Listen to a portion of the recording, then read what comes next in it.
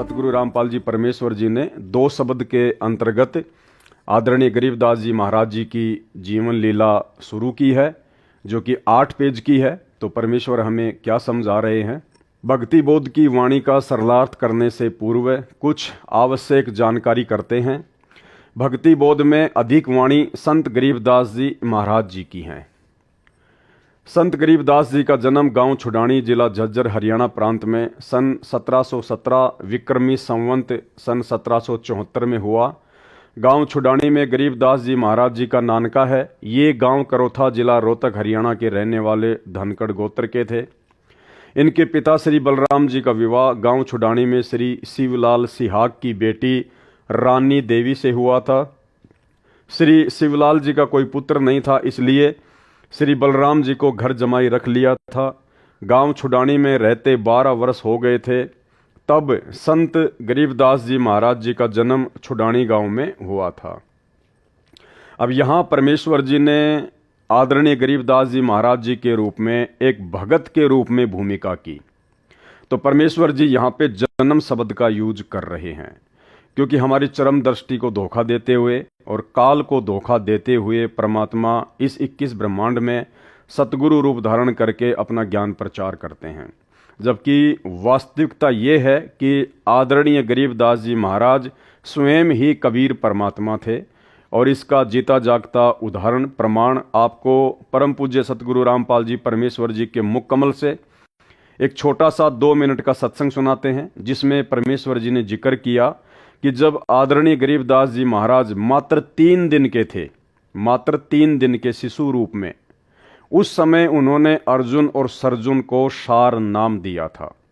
तो भाई और बहनों, यदि ये एक भगत होते, आम जन होते, तो 3 दिन की उम्र में कैसे अर्जुन और सर्जुन को, जो कि उन्होंने 650 साल पहले जब ये कबीर दास नाम से काशी में प्रकट हुए थे, तो उन्होंने वचन दिया था अर्जुन और सर्जुन को कि आज से 200-250 वर्ष के बाद में मैं गांव छुडानी में आऊँगा, उस समय तुम्हें सारनाम देकर तुम्हारा उद्धार करूँगा। तो जैसे ही आदरणीय गरीबदास जी महाराज लीलामय रूप में गांव छुडानी में प्रकट हुए, उन्होंने सौपन के माध्यम से अर्जुन और सर्जुन को बता दिया था कि गांव छुडानी में मैं आ चुका हूँ। और मात्र 3 दिन की उम्र में परमेश्वर ने शिशु रूप में अर्जुन और सर्जुन को सार नाम दिया।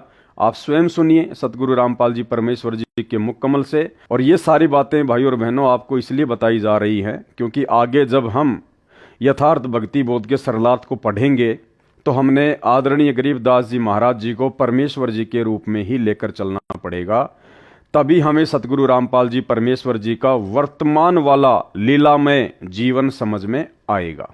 आपका गुरु कित है महाराज कि आपके घर में, मेरे घर में अवकाल जो बच्चा पैदा हुआ है, 3 दिन का हो रहा है, परसों जो पैदा हुआ, और गुरु कहाँ, वो गुरु से हमारा ने बोला जी आप यहाँ पौड़ी में बैठो, मैं लड़के ने यहीं ले आऊंगा।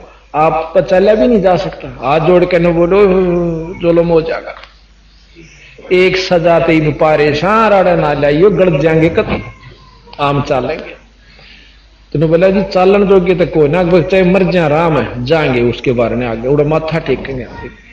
एक 2 आन वो पकड़े, 2 आन वो पकड़ा, उन लच ले गए बेचारे, नो पिता किता पाटक दे, नो टूटे टूटे से गोडे जाके उस जहां माता रानी नाम था महाराज जी की माता जी का, जहां माता रानी और बच्चा महाराज बंदी छोड़ लेटे हुए थे, उस कमरे में जाकर और छोड़ दिए। इन्होंने बोले तुम बाहर जाओ, और बाकी बाहर नो कान ला के सुने के बात हो रही है। महाराज रानी सुआदी नींद पे, और वो नो देखे नो खिड़कियां में देखें के बतलाव से बंदी छोड़ 3-7 दिन के बच्चे नो बोले अर्जुन सर्जुन, और वो लंबे पड़े मुंदे रोए।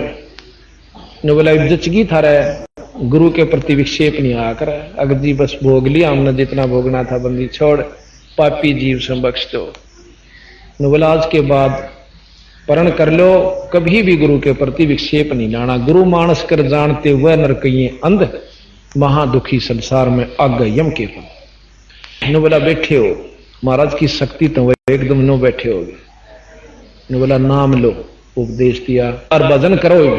भजन किया और जाओ मुक्त हो जाओगे। इतना कह के उसने ठा के बलराम जी उनके पौड़ी में ले आए। 2-3 दिन वहां डटे। उसी समय शरीर